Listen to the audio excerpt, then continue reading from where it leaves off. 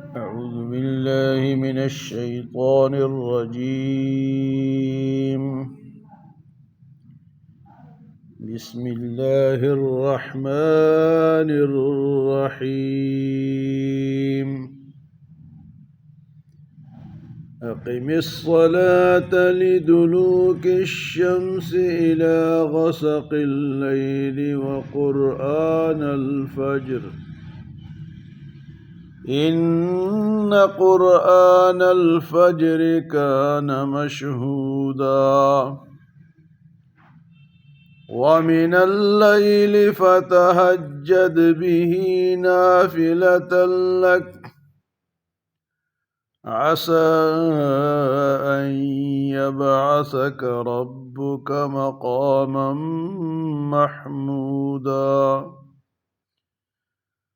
وقل رب أدخلني مدخل صدق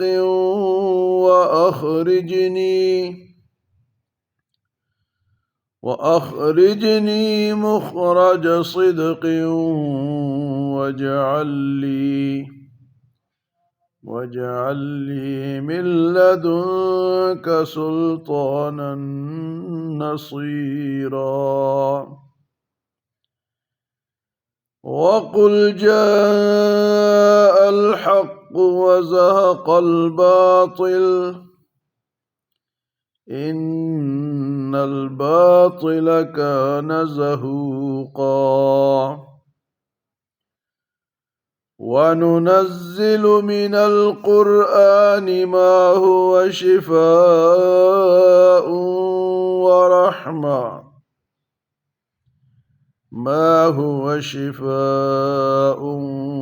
ورحمة للمؤمنين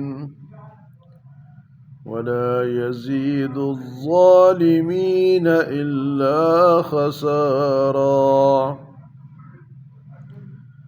وإذا أنعمنا على الإنسان أعرض ونأى بجانبه وإذا مسه الشر كان يئوسا قل كل يعمل على شاكلته فربكم أعلم بمن هو أهدى سبيلا صدق الله العظيم.